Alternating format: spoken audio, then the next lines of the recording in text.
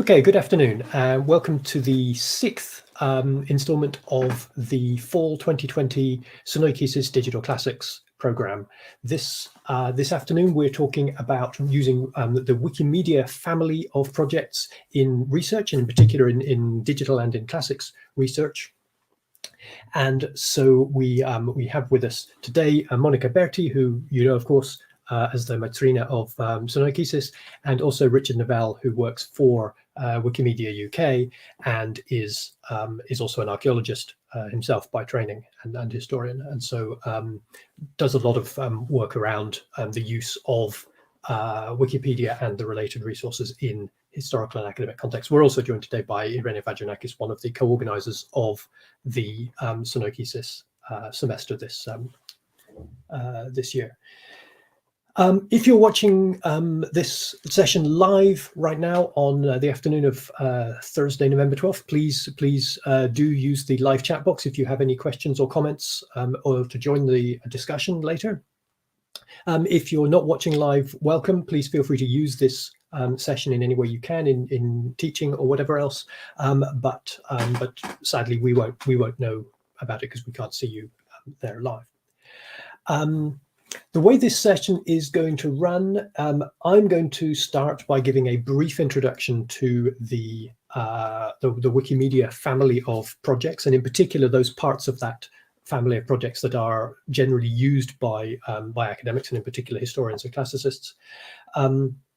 Richard is then going to talk a bit about the community around Wikipedia and the related projects, and the editing and the biases inherent in that and ways in which we might address those.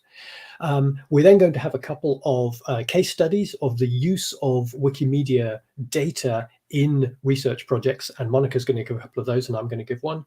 And then we'll have a bit of discussion about editing Wikipedia and the other resources at the end. We're suggesting that those of you who would like to delve a bit deeper into this might do an exercise in editing Wikipedia following after this session. So we'll talk a bit about that then.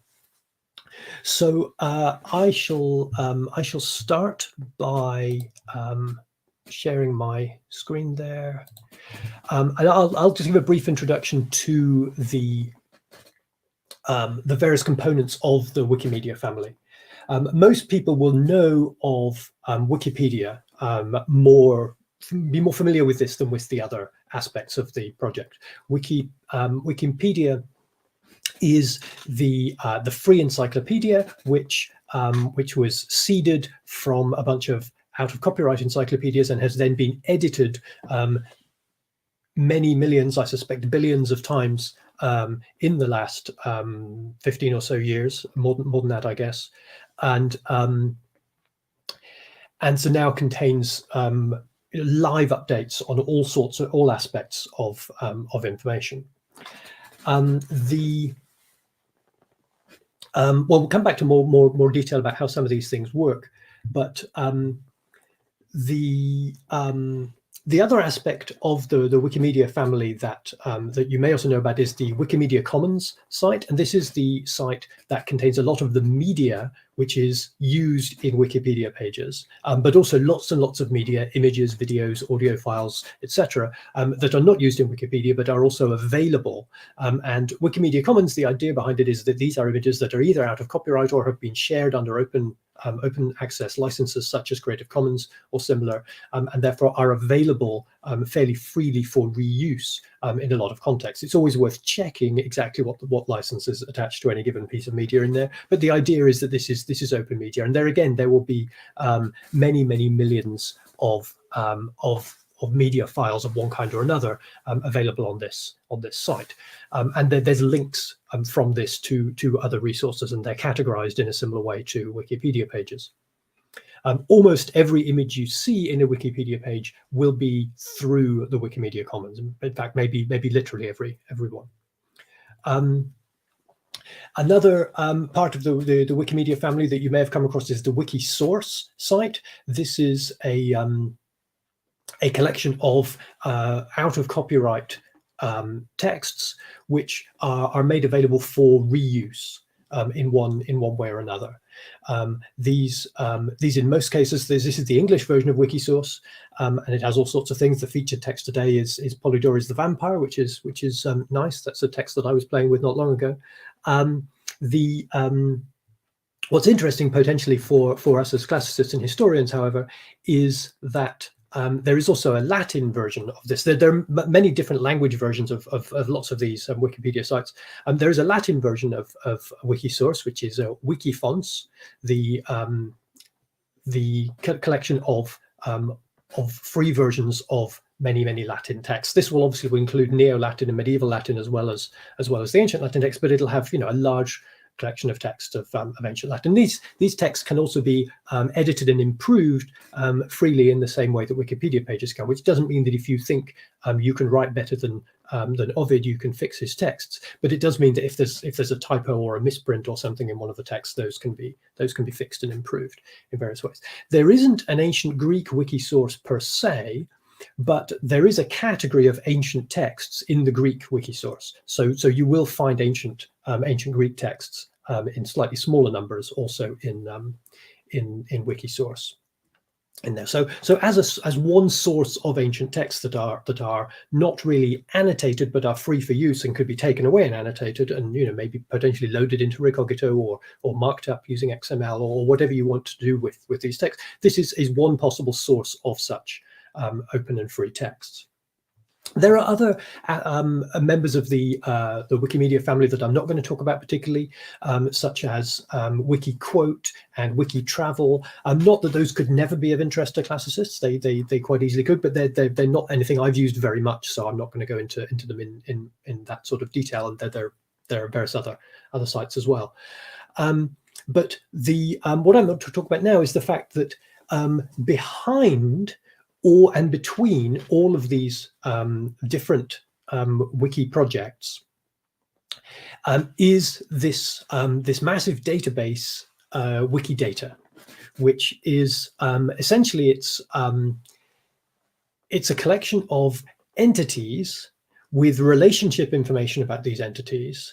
And various other information, and then links to information about them on the various different Wikimedia projects and elsewhere. So there is, for any given Wikipedia page, there will be a Wikidata entry, and that will link to other parts of the Wikimedia family and also to other equivalent pages in both other language versions of Wikipedia, but also other resources that exist out there that have free information about these or that provide stable identifiers for these entities. So to explain how this works a little bit, I'll do this not by browsing through the Wikidata, but rather by means of an example. So if we go back to Wikipedia and we find the Wikipedia page on a classical figure, I've just picked Alexander the Great at random. On any given Wikipedia page, you will find on the left-hand margin under Tools, you will find at the bottom there the Wikidata item for this page. So the Wikidata page doesn't contain all of this biographical information and other historical scholarly information that you get in the main article, but what it will contain is basic data, data in fairly structured and standard way. Obviously, the data for any given record will be slightly different because not all people have the same information available about them, and obviously lots of other different kinds of entities that are described in Wikipedia pages and in Wikidata entries aren't people, and so we'll have different kinds of information. But it'll have things like the name. And because this is connected not only to the English Wikipedia, but to all the different Wikipedias, here is the name that Alexander the Great is given in the various different language Wikipedias. And those are just the small handful of most common ones, but there are dozens, if not hundreds, of different names for Alexander the Great in the various languages, which in itself is a very useful resource. It's slightly more useful than any dictionary could be, because how you wouldn't look up Alexander the Great in a dictionary. You would find various different the information on how he's named is maybe slightly different from what the normal default translation something would be. So the fact that Alexander the Great in Arabic is known as Iskandar al-Akbar is that in itself a useful piece of information. That isn't necessarily a literal translation of Alexander the Great, or in this case it is fairly close. But so you have all that different name information, and so I can scroll past large quantities of names again, and then there's the various other data statements about Alexander the Great. So he's an instance of a human, and so there's a category of human, and that's the Wikidata page for that category. There's one selected image. There may be others. There's information about sex, citizenship. Citizenship is maybe a slightly odd thing because that didn't really mean what it means now to someone like Alexander the Great. There's various other information about the name, titles, date and place of birth, date and place and manner of death, family relationships, and so forth. All this sort of information about a given person. The most interesting thing in here for me, however, is so both cross references to other resources of information, and the layout on here is very strange. So sorry, I'll reduce the font size slightly to make that stop happening. But then the question then of authorities and identifiers, that's the really interesting, the really useful information. So it's not just that that Alexander the Great is described in a given resource, but that the identifier for Alexander the Great in this resource is as follows. So that the VIAF, the Virtual Internet Authority file, has a record for Alexander the Great at this URI, and this is not necessarily just a page you would go to find out more, but it's a string that you can use. So you can say it's VIAF 887.42742 to refer unambiguously to Alexander the Great. And there are various other identifiers in here as well. We've talked about these sorts of identifiers in other contexts. In particular, last week, we saw geographical identifiers, and I wanted to give an example of a geographical place. Here's the city of Cyrene in ancient Cyrenaica in modern Libya. And so again, we have the multiple names for Cyrene in here, which slightly confusingly, the Arabic name is given as Shahat, which is the name of the modern city closest to the ruins of ancient Cyrene. So it's not quite the equivalent, but the Egyptian Arabic name does in fact say Kurina, which is clearly the name of Cyrene, the ancient site. But what I wanted to do is again go down to the identifiers down at the bottom, and there's lots and lots of these for places. And there, among the identifiers, you will find some familiar gazetteers that you'll have seen last week. So the Digital Atlas of the Roman Empire, we've talked about. Geonames is one that turns up in Recogito. The Heritage Gazetteer of Libya, Valeria told us a little bit about last week in another example. Pleiades, the main gazetteer of the ancient world. Numisma, which is a gazetteer of numismatic information, including places, and various other resources relating to places, including historical places. So that sort of information is collected all in one place in Wikidata. So as well as serving as the glue between the various Wikipedia and Wikimedia projects, it also links us to many other external projects and identifiers for people, helping us to disambiguate and to align between various different resources. So we know that even if Pleiades doesn't know about geonames and vice versa, because Wikidata knows about both, we can align those two to each other. Pleiades and geonames do know about each other, of course, but anyway. I just want to give one other example of using Wikidata as an identifier. And that is an issue that came up recently with using Wikidata as an identifier for ancient months. And so this is the Wikipedia page for the month of Thut in the ancient and Coptic Egyptian calendars. And this this is a very useful page. It gives us various information about how the month works. If we wanted to use this as an identifier for the month Thut, what we would normally do is say, well, the Wikipedia page is fine, but more unambiguous is the Wikidata page on the same thing. And this is the page that you get when you click on Wikidata item from that Wikipedia page. And however, the description just says the first month of the Coptic calendar, which, if you were hoping to use this as an identifier for the ancient Egyptian calendar, you might suddenly ask yourself, is this actually correct anymore? Am I now referring to something that is conceptually different from the ancient Egyptian calendar, because the Coptic Egyptian calendar is both late antique and modern calendar, and so it's not quite the same thing. So there's an issue there of what exactly the correspondence is between Wikidata and Wikipedia, and which one you should believe if you want to use one of them as an identifier. So I just leave that as a potential question there.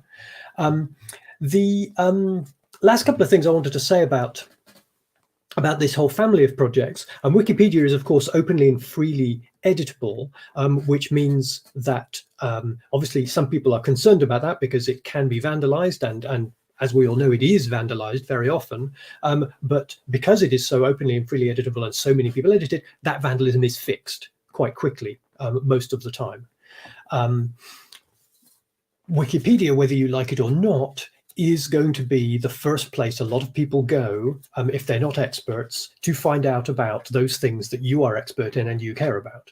So if you care about public knowledge about your specialism, you really ought to make sure that Wikipedia is correct for that. Wikipedia has massive penetration on the web because it turns up at the top of almost every Google search. So if we did a Google search for Alexander the Great, I bet Wikipedia would be the first or second result on that page. All content in Wikipedia and in the other Wikimedia family projects is open licensed, which means it can be freely reused elsewhere, and these things are massively reused in lots of other places. And so it's worth knowing a little bit about the policies and assumptions behind the way Wikipedia is edited and the way Wikipedia is authored. And Richard's going to talk more about this and some of these issues and some of these issues of the ethics and bias and so forth behind Wikipedia. But one of the things that I wanted to highlight just briefly is that Wikipedia, like most encyclopedias, relies on proper citation of secondary sources in support of the statements in the encyclopedia entries. This is sometimes problematic for historians, especially classicists, because you might want to say in the article on a given ancient person, well, we know this thing here to be true because this ancient source tells us so, or this primary piece of archaeological evidence tells us so. But if you can't find a secondary source that also says that, you're deemed to be doing original research by making that statement, and your work can be, your work could be reverted and deleted from Wikipedia for that reason, even though it may be objectively truer than what the most recent secondary literature says. Encyclopedias are always going to be, behind the cutting edge of research, right? I mean, just by definition of how they work. And Wikipedia is no exception, although it's more obvious in Wikipedia because it could be ahead of the cutting edge if people wanted to, and that's sometimes a tension. The same idea that Wikipedia talks about, the policies talk about having a neutral point of view. You should try to keep balanced arguments and so forth, and not have sort of promotional material, not be editing the page on yourself and that sort of thing. Is also sometimes problematic for historians because historians we all know that there is no such thing as a neutral view of history. Yeah, we all have our interpretations of history. Truth is not. It requires selection. It requires making decisions and taking sides in a way that we see the same tension with discussion of the press having to be unbiased. That being unbiased doesn't mean you don't tell the truth. It means, it doesn't mean you give equal time to correct knowledge and bullshit. It means you try to be unbiased in your assessment of what is truth. The idea that that Wikipedia has led to the democratization of knowledge doesn't mean that this rather pernicious concept of common sense has to prevail over what is actually scholarly knowledge. Common sense may say, we all know that such and such piece of, popular imagining about a particular historical figure. No, historians don't actually believe that. And democratization doesn't mean we don't follow good historical practice. So that there are these tensions in there. The last thing I wanted to show just quickly is one particular use of Wikipedia by classicists at the moment is this program that Richard's also going to mention by the Women's Classical Committee in the UK to attempt to redress a massive imbalance in the number of female classicists who have Wikipedia pages.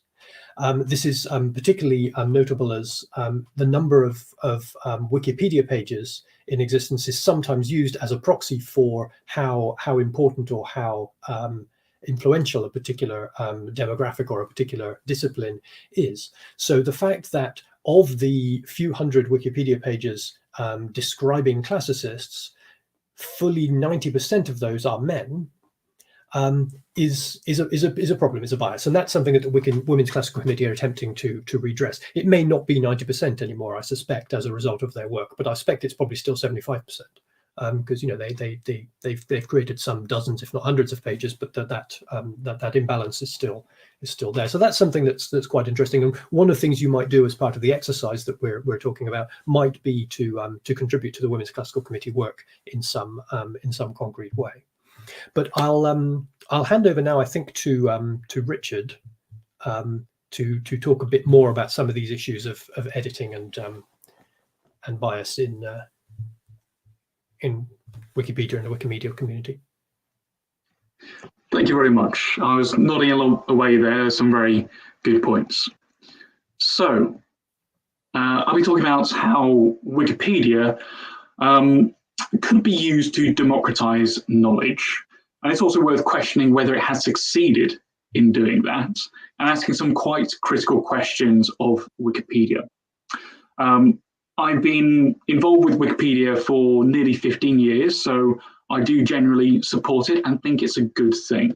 But I also suggest that people need to engage with it critically and learn to question what's in there and understand how it's being constructed.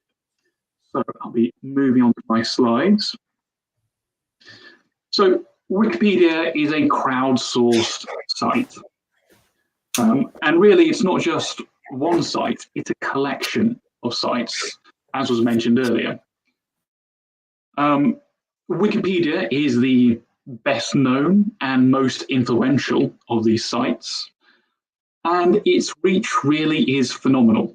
It's, I think at the moment, the 13th most visited website in the world, which translates into 20 billion views every month. And during the peak of lockdown, April and May, that spiked by about 10%. People go to Wikipedia for information.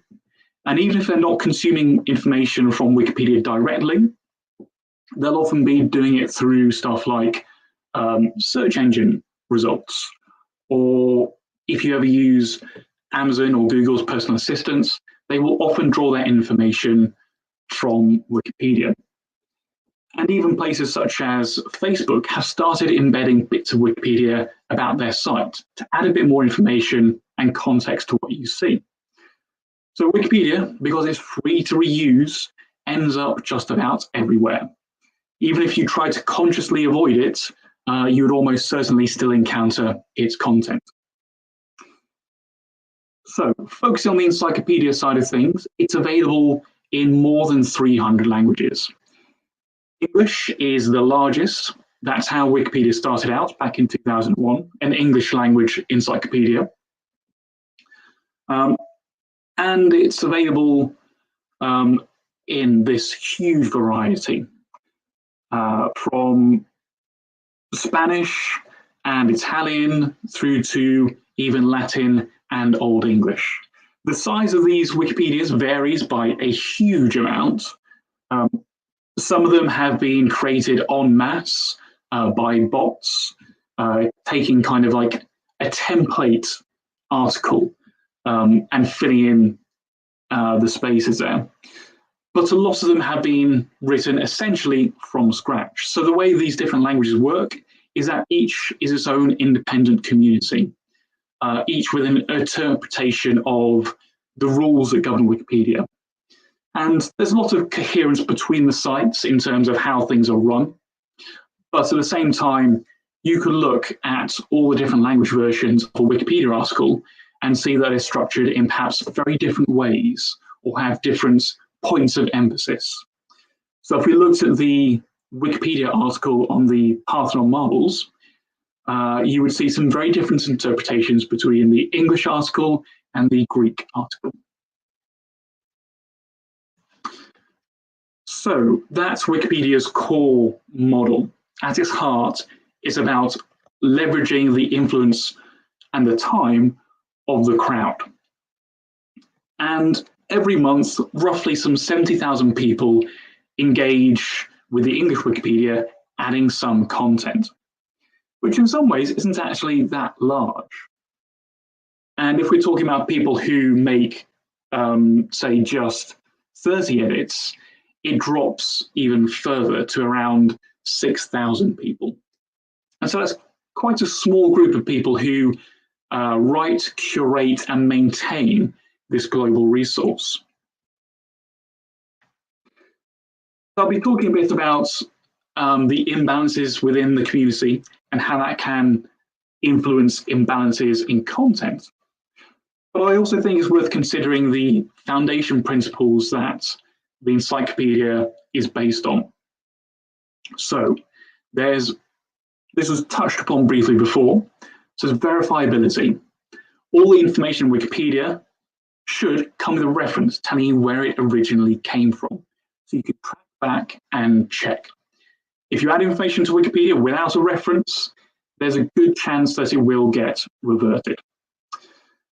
And this leads into the concept of notability. So basically, what topics on Wikipedia end up with articles? And essentially, it's a matter of, are there enough reliable sources writing about this topic? If there are, this topic should have a Wikipedia article. But then that leads to some imbalances. What kind of topics are being written about, and how are these readily available? So sources which are easier to get hold of are more likely to end up in Wikipedia. So you could have a very influential monograph which exists only in university libraries and doesn't have much of an online footprint beyond a note that it exists in various library catalogues. That means it's much less likely to appear as a reference than, say, an open access journal article or a nice, easy to read news article or blog. Now, those news articles and blogs might be much further away from the original source information, but because they're easy to get hold of, that makes it much more accessible and therefore much more likely to be used as a source of information in Wikipedia. And so as researchers, I do think we have a duty that if we have access to information, we should try to break down the barriers to it and add some of that information to Wikipedia. I'm a medievalist as well as an archaeologist, and I'm interested in the Black Death. And I found that Wikipedia's article on the Black Death has something like 120 references. But a good chunk of these, I think it was around a half, are news articles or generic summarizing websites. A bit like BBC Bite Size, but not quite so aimed at GCSE level. And considering the wealth of academic material that's out there, that's high quality, involving lots of research, it reflected, I think, the fact that ease of information and ease of understanding that information is a really key factor in determining what Wikipedia articles say. So, moving on to neutrality. It's a bit of a conceit, really. Wikipedia strives to be neutral, but what it really means is that it tries to follow the academic and scientific mainstream. So if you look at the Wikipedia article on the moon landings, you will see that the entire article essentially says, of course they happened, but it's implicit. Section 19, I think it is, in a very long article, is dedicated to conspiracy theories around the moon landings. It's about a paragraph, and it says that, well, it makes it clear that this is not reflected by the scientific fact, essentially, and that it's a fairly fringe view, to put it charitably. So for neutrality, Wikipedia doesn't elevate these 2 points of view to equal footing. It doesn't say, well, on the one hand, some people think this, on the one hand, some people think that, because there's already a vast imbalance in how basically the scientific sources discuss those two topics. And so it's only appropriate to give them due weight. So that's a fairly straightforward example. Neutrality can be quite tricky. So imagine if you're an epidemiologist who's been working in your field for 20, 30 years. You've worked on stuff like H1N1, bird flu, Ebola, and most recently, COVID-19. There's a very good chance that your Wikipedia article will be dominated by COVID-19, regardless of how in-depth your involvement was, and regardless of how significant your other work is. In some ways, that's a recentism bias, but it's also because it's in the news, it's accessible, it's dominating what we think about right now. And so that shapes Wikipedia's content. What's in the news and what people are thinking about. And there are faults in the way that Wikipedia works. It tries to be the sum of all human knowledge, but it hasn't managed to engage everyone in how that knowledge is created.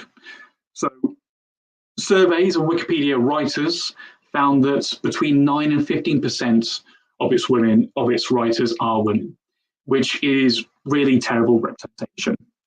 So this data is about 7 years out of date now. I hope it's changed since, but we just don't know. And that then is reflected in the Wikipedia articles themselves. So the easiest demonstration is that at the moment, on the English Wikipedia, out of all the biographies, only about 18% are about women. So there are a whole range of factors in there to do with historical biases, structural inequalities about what is written about, present-day biases and sexism. But essentially, 18% is still below where it should be. And in terms of writers, most of them are from the US or Europe. This map on the right-hand side shows the 25 countries from which Wikipedia's mostly come from.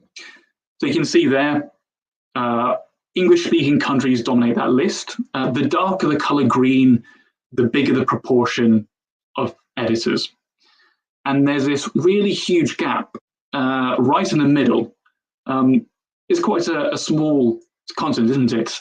No, it's Africa. It's a huge wealth of information which Wikipedia's system has effectively failed to engage with. And that is a very big failure because it means that we are kind of engaging in digital colonialism. A lot of Wikipedia's content to do with Africa has been written by people from the US or Europe, not engaging with indigenous voices who experience their history and their culture and should be involved in documenting it. So that greyed out area in the middle of the map is heartbreaking in many ways. This map is 10 years old, and there have been activities to address this imbalance, but it does still perpetuate. And in some ways, there are going to be factors involved with this, such as economy, access to internet. I mean, it's quite widespread, but at the same time, there are very significant issues there. People in the US and Europe are more likely to have a bit easier access to the internet.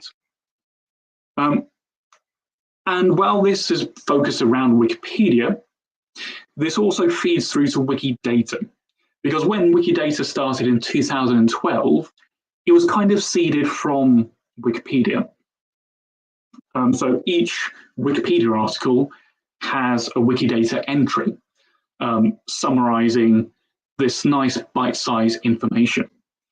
And so there is also a gender imbalance in the Wikidata items about people. And so essentially, if you're not putting in good data, you're getting a imbalanced data set. And part of what the Wikimedia movement has been trying to do is redress that. So bringing more forms of data, look to institutions who might have well-curated data sets and seeing if they can be shared. Now, there are lots of groups within Wikimedia who are working to redress these imbalances. So in the top left, we have the logo for the Women's Classical Committee. They've been running for engaging with Wikipedia for about 4 years now, and have collectively improved around 200 articles on female classicists. And when they started, the situation on Wikipedia was quite frankly embarrassing. I think there are maybe a couple of hundred biographies of classicists on the English Wikipedia, and about 6% were about women. I had to double check those stats at the time because I thought I made a mistake, but the numbers were really quite staggeringly poor. We're now at the stage where it's about 20% of those biographies are about women. At the same time, the biographies of men have continued to expand and be created. So that represents some really significant growth. And finally, classicists are now above the average for Wikipedia. But at 20%, there's still a considerable way to go. And a lot of women who are classicists are not represented on Wikipedia, even though they are notable figures by Wikipedia standards. And so there's other groups as well. There's Wikimedia UK, a charity who I work for. We like to help with events where people write Wikipedia articles. And so a lot of what we do is try to address these imbalances. The Hearts logo in the middle is for Women in Red. And that's a group of people whose main editing activity on Wikipedia is writing about women. That can be about biographies, but it can also be about issues where women have maybe not been written into Wikipedia yet. That could be adding references to their work or writing about women's health, stuff which Wikipedia really should be covering. And the inequality does, of course, stretch beyond the issue of gender. So AfroCrowd is a group of Wikipedia editors who are writing about African people, writing them into Wikipedia and engaging with people from Africa and African background to actually do the writing as well. So empowering people to improve Wikipedia and make it more diverse, and making sure that we're not ending up with the US and Europe writing about the entire world. And there's also a wiki project, so a group of people working together, writing about the Black Lives Matter movement. So again, looking at issues of structural inequality in the world around us, but also it does affect Wikipedia as well. You can guarantee that people of color are underrepresented on Wikipedia. whether that's in the editor group or as subjects being written about and being included in the narratives of articles. Now, what makes a healthy Wikipedia community or Wiki Data community or any kind of online community is having lots of people involved. Essentially, Wikipedia's model relies on having lots of people looking at information as it comes in, whether they're ones writing or checking for vandalism or checking facts as they come in. The more people you have doing that, the better quality. And on a large scale, it works pretty well. The English Wikipedia is a useful source of information. But because it's available in more than 300 languages, you're going to get some communities which are much smaller. You might have some which are several thousand large, several hundred, or you might have some communities which are a matter of tens of people. And in that situation, one person's edits can be a big factor in how that information is presented. So we had something which highlighted this issue just a few months ago. The Scots language Wikipedia, it has, how many articles? I think it's a matter of tens of thousands of articles. And it recently came to light that one of their most prolific writers doesn't actually speak the Scots language fluently. What they were doing is they were trying to translate content into Scots with a bit of help from Google Translate and a Scots language dictionary. Unfortunately, that didn't result in very high quality content and didn't fully reflect how Scots is actually meant to work as a language, whether that's syntax and grammar and use of particular terminology. And the community was fairly small and hadn't really been able to respond to this until it became a news story. Now, at that point, I'm pleased to say that the community was able to step up and they've started identifying areas on the Scots Wikipedia which need to be reworked and essentially rewritten. And most importantly, because this person, they've been trying to help, what they were doing, they thought was helping the Scots Wikipedia.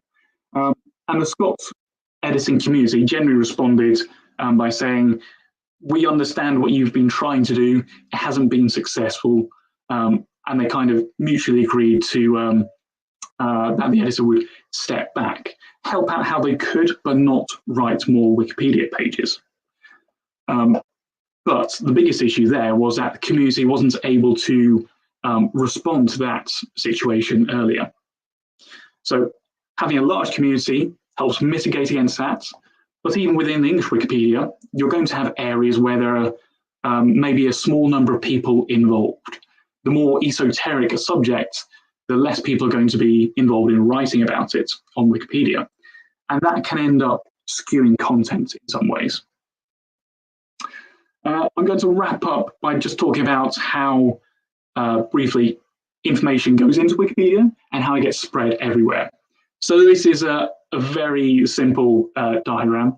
In the top left, we have this image, which is a proxy for every kind of reliable source, whether that's a printed book, a journal article, a born digital content, news articles, museum blogs and websites, catalogs and so on. All of those are suitable to go into Wikipedia. That information ends up in Wiki Data in a machine readable form. We're going to hear more about Wiki Data in a bit. And it also gets picked up by search engines, so the magnifying glass in the bottom left, and news sources, so reflected by the image in the bottom right. And there's some interplay, therefore, between Wikipedia and these sources. People will often go to Wikipedia for information. That can end up in news, which can end up back in Wikipedia. Wikipedia's editors are aware of this issue and try to guard against it. In the same way, what's turned up by search engines can sometimes end up in Wikipedia. and in Wikidata, as people, especially newer editors, try to help out and add information and aren't quite sure about referencing and so on. So that's a brief overview of how Wikipedia works, and so I'll be handing over to our next speaker. Yes, thanks, Richard. That's great, and there's a lot to discuss in that as well. I think we'll probably come back at the end, and I expect there will be questions from viewers on YouTube as well as we come to that. But okay, so now we're going to have a couple of concrete case studies, and Monica's going to start us off with a couple. Okay, so thank you, Richard, for this super interesting introduction to Wikipedia. And now we are going back to our small world of digital classics. And I have my slides, so I hope you can see them. So I have just two examples connected also to our program, Sunoikisis Digital Classics. And the first one is the Digital Marmorparium project. In this case, the topic is epigraphy. And this is a project for producing digital data about the Marmorparium, which is a Hellenistic chronicle. This is an inscription preserving a Greek chronology from the 2nd millennium to the 3rd century with a selection of Greek events. And today we have two fragments of this inscription. One is in the UK, in the Ashmolean Museum in Oxford, and the other is in the Archaeological Museum of Paros. And one thing concerning, well, not only this project, but in general, our interest in epigraphy is also to collect images of inscriptions. And in this case, for the Marmorparium, we already have many drawings produced by scholars in the decades, so we also have nice old drawings. And one, in this case, of the goals of the project is also to collect pictures, considering also that the surface of this inscription is quite difficult to read, the surface is quite damaged. Anyway, in this slide you have okay, a screenshot of the page of the project, but we can first of all visualize the main page of the Marmorparium or Parian Chronicle. I know that the screen is small in the sense that I'm not zooming in the page, but this is done on purpose to see that we have a quite large entry on in Wikipedia on the Parian Chronicle, in English in this case. And now I'm not focusing specifically on this, but as Gabriel was mentioning before, we have a Wikipedia item link. And in this case, we can, and then I can zoom in, we access Wikidata, the knowledge base, which is fundamental to get structured data about information we find in the Wikipedia main page. And in this case, about the Parian Chronicle, of course, we have, well, I have to say, quite an interesting amount of data concerning, of course, the different languages used to refer to okay, these inscription, and then we have other of course information concerning the place of preservation, etc. But in this case our interest is in images, and we have also a section about images. And going back okay, to the images, so we have in Wikipedia Commons in this case, we have two different categories, one for the Marmorparium in the Ashmolean Museum, and we have, okay, two interesting images, one of showing the Marmorparium as the fragment, the Oxford fragment as it is preserved in the Ashmolean Museum, and of course, in the page, this is interesting because we have a rich page with a lot of metadata concerning the image, the creator of the image, the license, and how we can use this image. For example, we have, in this case, a license, a Creative Commons Attribution Share Alike license, and we also have a clear explanation of what we can do with this image. We have been talking a lot about CC licenses in our Sunoikisis program, and this is a first image. And then we also have a detail. Okay, this is a picture provided also by the Ashmolean Museum, where we can immediately see the difficult how the surface of the stone is damaged. But the interesting thing in this case is that through Wikipedia Commons, we can, in this case, Wikimedia Commons, sorry, we get a lot of metadata concerning the document and the picture that we can use for other purposes, of course, in our projects. We also have another page, the category is Marmorparium in the Archaeological Museum of Paros, which is even more interesting because in this case we have more pictures, and this is quite important. For example, in this case we have more pictures about the current location of the Paros stone in the Archaeological Museum, where we also have a reproduction, and then we have other pictures. For example, these are interesting also for my project. I have been both in Oxford and in Paros, but of course this page is interesting because it already provides a few images to understand also the location of the stone in the museum. And then we have metadata about not only, in this case, an English description of these object, the so-called Marmorparium, and we have here a description, but that we have specific files with different images of the stone, and then for each one we have metadata, as we can see here, and then we also have again the license, the file history, so a full history of the file and how we can use it, how the picture was created, etc. So this is basically an example of how we can use Wikipedia and the related resources also for collecting images of ancient artifacts, and also for contributing to it if we produce images, in this case of inscriptions. Then I have a second example, which is connected to what I was talking about last week. And here again, I have a slide from last week. For those who were with us, we had a session about web annotation, and I mentioned a tool for producing annotations, Inception. And in that case, I showed an example for annotating name entities, and specifically ancient Greek author names and work titles.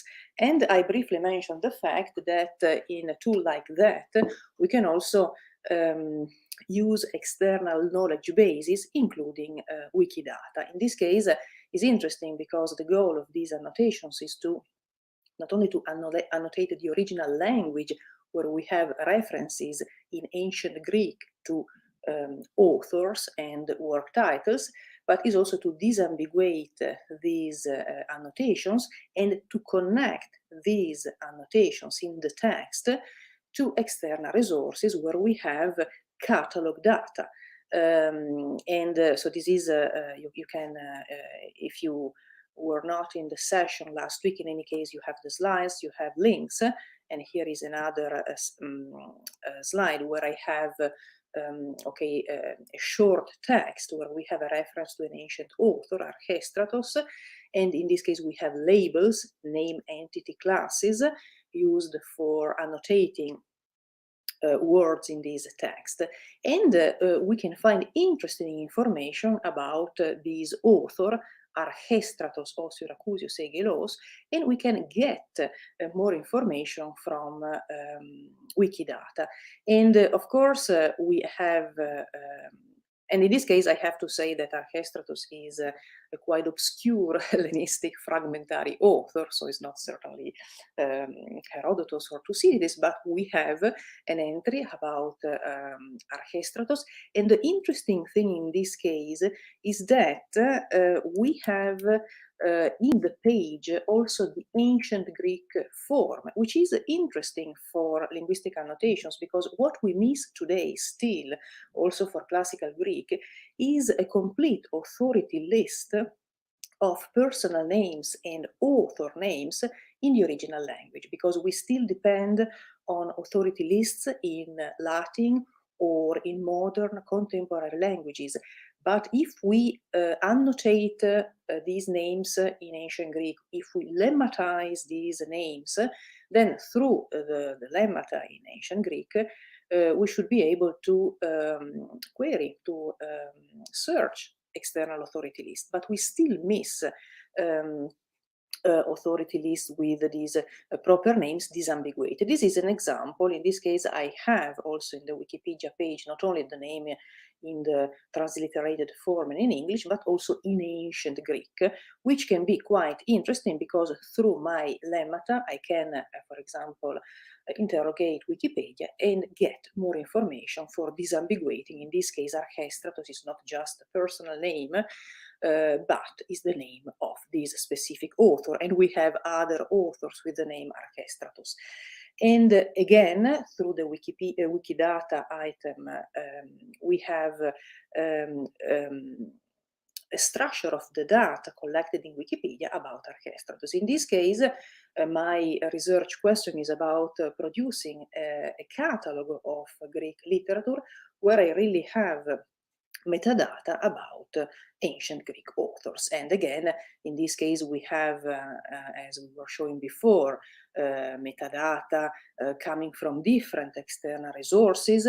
We have, of course, the name of our author in different contemporary languages, including, in this case, we have a modern Greek, but through Wikipedia, we can also access the form in ancient Greek, which is very similar, except for the breathing.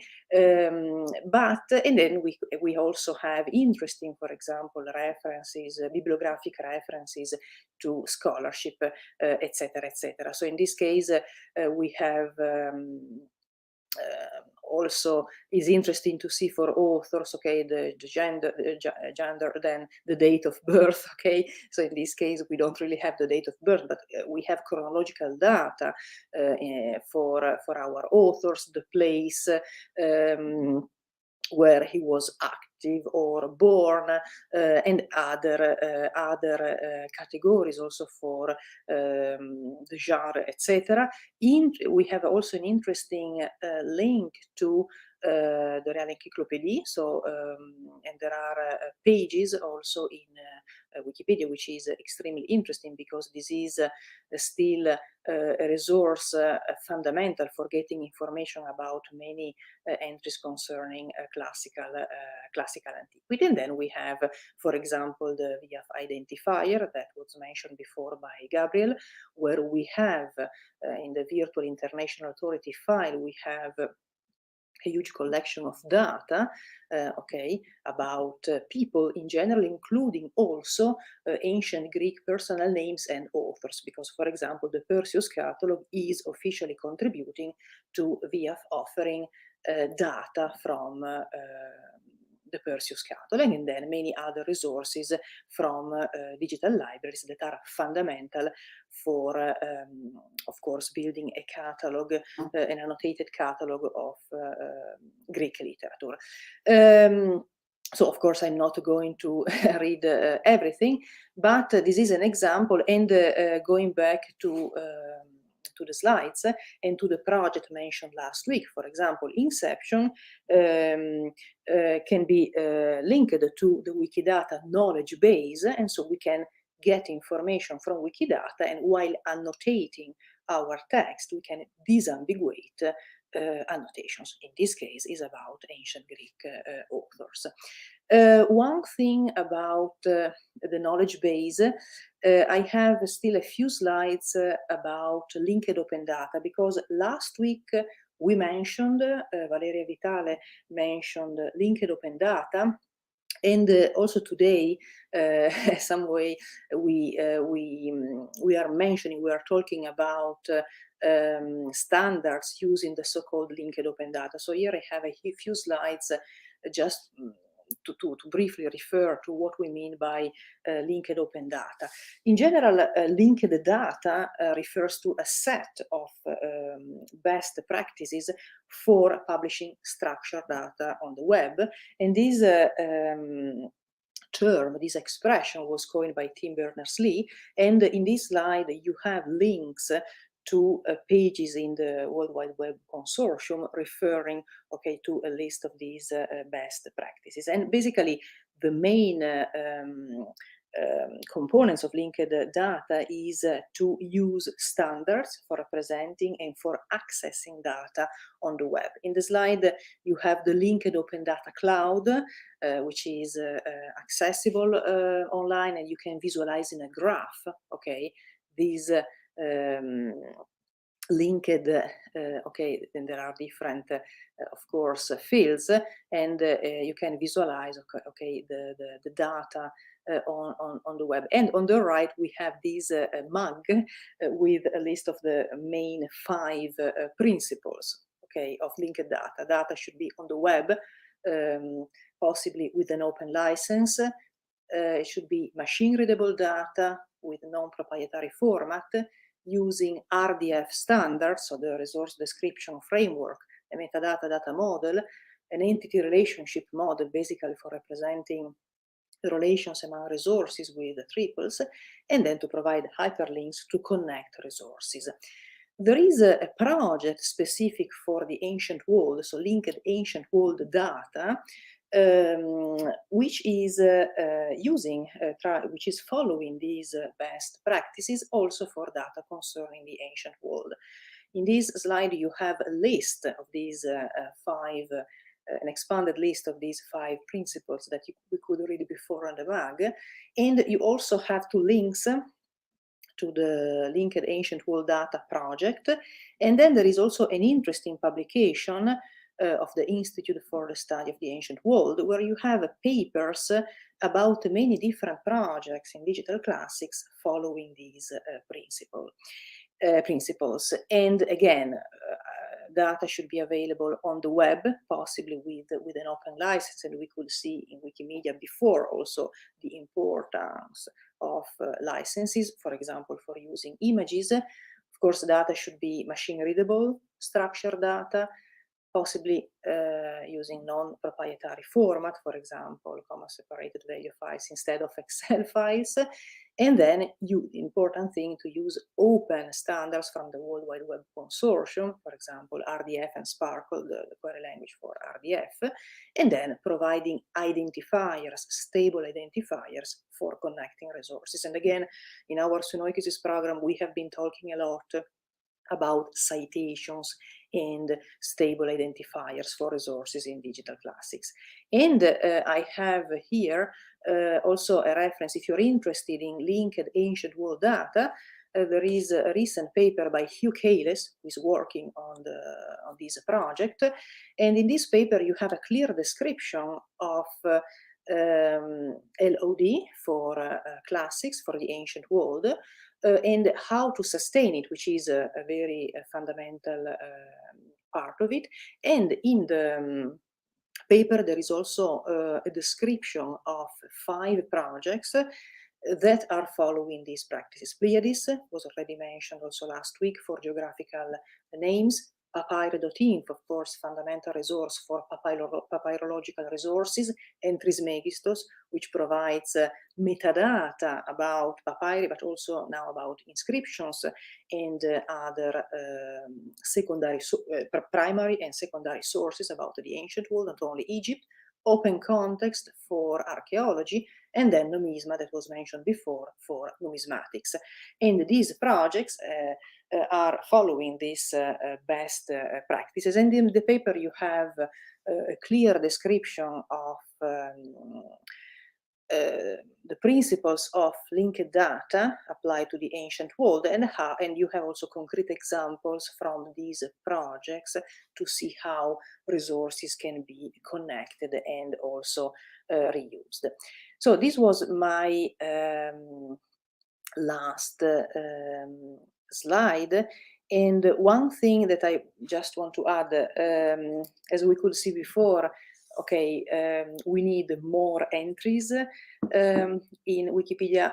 Given that we are talking about a digital classic, so basically a community of scholars, this is another important issue that we are aware of. So contributing to Wikipedia entries sometimes, well, it's not done because we still need, for example, an evaluation of Wikipedia entries. So as scholars, do we want to invest time to write Wikipedia entries? And this is a problem, especially for younger people who need to publish papers in established journals. So we know the problem. Of course, we are here to support Wikipedia because, as we can see, Wikipedia is providing also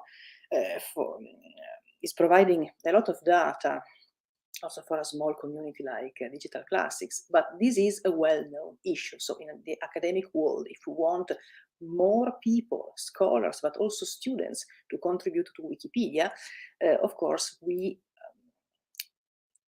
have this problem, I mean, in the sense that how can we, do we want or how can we evaluate Wikipedia entries for students, but also for scholars? So this is an open question. I'm not here, of course, to give you an answer, but this is part of the problem from a scholarly point of view, and this is one of the reasons why we still need more entries and more contributions. Okay, so I think that's it for me, and great, thank you, thank you. Yeah, it's worth maybe adding just as a footnote to everything we've said so far that that while Wikidata was first seeded from information extracted from Wikipedia, it is now much more, as Richard has said. Some of these projects that contribute large bodies of data directly, you mentioned, Monica, the Perseus catalog, for example, which is a catalog of authors and works of classical text. Because the Perseus catalog, as you know, is connected directly to and contributes this data to Wikidata, there will be authors and works in the Perseus catalog that are sufficiently minor or sufficiently obscure that they don't have Wikipedia pages about them. So not every Wikidata record is a record from a Wikipedia page. Some don't have Wikipedia pages, not yet, or maybe not ever. So other data sets, have contributed tens of thousands of records to Wikidata, but there are not corresponding Wikipedia pages for everything. So it's a much larger data set than just the data behind Wikipedia. And I have to say that the Perseus catalog contributes to the Virtual International 35, which is part of Wikidata. So the connection is not Perseus Wikidata. So this is interesting. Yeah. And of course, I have to say that there are many authors, and I am impressed. But and that's the thing, if we find a non-extant author, we can immediately open a new page and create a Wikipedia, paste a Wikipedia entry, and then of course other people will contribute to it. Yeah, no, you're right. I slightly misrepresented the relationship with the Perseus catalog, but there are other data sets that have exactly that relationship. Numisma, for example, have contributed all of their vocabularies directly into Wikidata. And so not every single coin in Numisma has a Wikidata record, but all of their authority, all their vocabularies and so forth, all have Wikidata records, some of which won't have made it into Wikipedia. And some of which shouldn't make it into Wikipedia because it's not particularly interesting, for Wikipedia to have a concept of, every single particular ancient coin type. But nevertheless, Wikidata does want to have that information. So it's a slightly different kind of information. I was going to give the third case study, which I think I will try to do as hastily as possible, just because we're coming up on time. But I was going to talk briefly about the CALCS project, the cross-cultural afterlives of classical sites. which was a project that aimed to precisely enhance resources such as the Pleiades Gazetteer of the Ancient World by contributing to it the modern or other post-classical names of sites that, while they were part of the Roman Empire or the ancient Greek world in antiquity, have at some period in post-antiquity and including modern time been part of the either Arab-speaking or Ottoman Turkish-speaking worlds. And it's worth pointing out that about half of what used to be the Roman Empire is now part of the Arabic-speaking or Islamic world. The names, therefore, that those classical sites have in most gazetteers produced by European and American classicists, will be the Roman names, the Greek names, or the English transliterations or the Italian spelling of the names of those classical sites. And that includes sites also in places like Sicily, which were part of the Arab world for very long periods of history, but also all of North Africa, the Middle East, and so forth. And so what we wanted to do with the Calcs project, one of the ways in which we went out and found Arabic or Ottoman names for classical sites was precisely to write code that went and looked at Wikipedia and therefore then followed links through to Wiki Data. And this is the code in GitHub for that project. There's the scripts that we wrote in here and described in this README file, and basically said, okay, we found the site of Leptis Magna, as we call it, because that's the Latin name for the site in Western Libya. But what is that called in the Arabic Wikipedia? In the Arabic Wikipedia, that's called Lebdak. That's the Arabic name for that archaeological site. So it very much leveraged that network of international and localized information knowledge that is embedded in Wikidata. Of course, this all then has to be hand checked, because it's possible that the Wikipedia page, the Arabic Wikipedia page about the ancient site, might be named after the modern city, as we saw with Cyrene, the ancient city of Cyrene. Nearby is the modern city of Shahat, but Shahat is not the Arabic for Cyrene. So those things have to be checked by hand, and in some cases there will be disambiguation. So it might have the parentheses Roman city after it, and we want that to be removed from the name, because that's not part of the name of the site. That's just the Wikipedia title of the site. So that sort of thing had to be hand-checked. But actually, we managed to find several thousand Arabic names for classical sites using this resource and this tool set. So I'm getting confused by where my mouse is. So that's probably all I want to say about that project. We want to finish off by, given that, as we said at the beginning, we wanted to suggest that anyone who wants to delve into this more deeply, or if you're doing this as part of a course, your tutor might have told you that this is a compulsory activity. We suggest finding a Wikipedia page and either creating a new page, but more likely, and I would strongly suggest this, finding a page that needs improvement on a subject that you know very well, such as a subject within classics or ancient history that you study, and enhancing that page in some way. And then keeping an eye on it for the next few weeks and see whether other people respond to your enhancements, positively or negatively, and also look at each other's work. Share your work with each other in your groups with your fellow students if you're in a class, and comment on each other's work and see what how this can be done collaboratively and what that contributes. So I don't know if Richard, do you want to add a few tips for things to look out for or things to avoid if you're doing this sort of editing? Yeah. So my advice is, especially if you're starting out, is to avoid the most controversial pages. There might be a temptation to get stuck in because controversial pages are often the most interesting, but they are also therefore the most difficult to actually get involved with. So have a look, get a feel for what Wikipedia does well in your area of interest and what it doesn't do well. And hopefully there'll be something which it doesn't do well, which you can help out with and help fill that particular gap.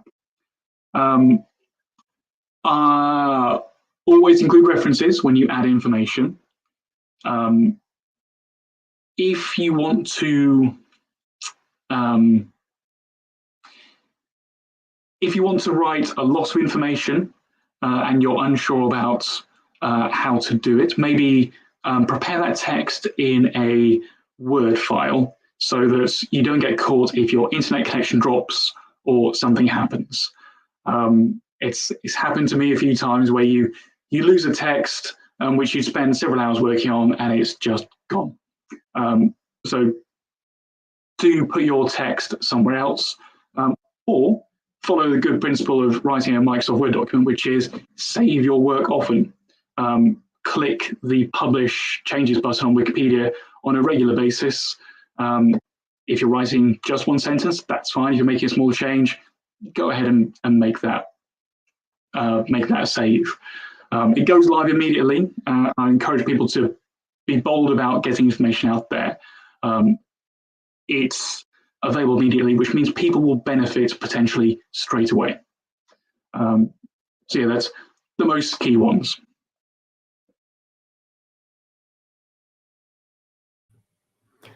Yeah, thanks. That's great. We've also included on the session page for this session, and if you're not following this the whole course, you'll find a link to the session page beneath this YouTube video.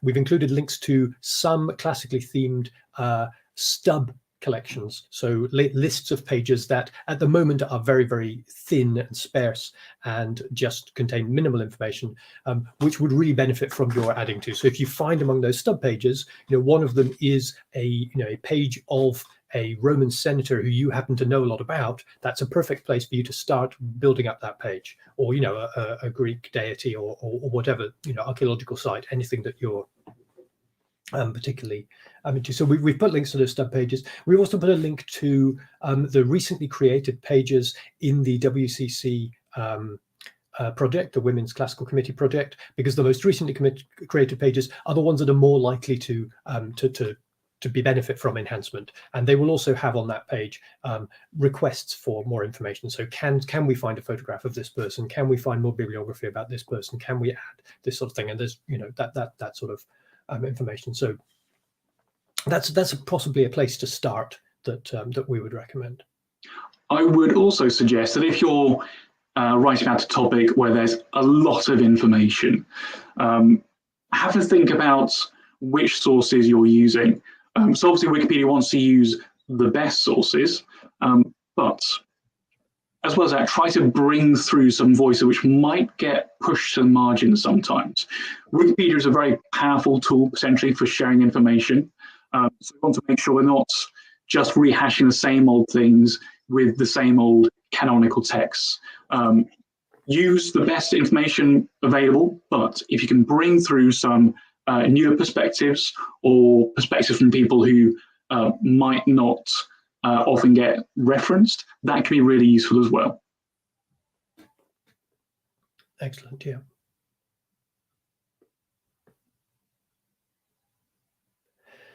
Anyone else want to add anything or ask anything or suggest anything in the meantime? This is the moment also where we'll be very happy to take any questions from the live audience. There's the live chat box, which is either to the right of this video or beneath this video, depending on what tool you're using. You can leave questions in there, and we'll try to look at them.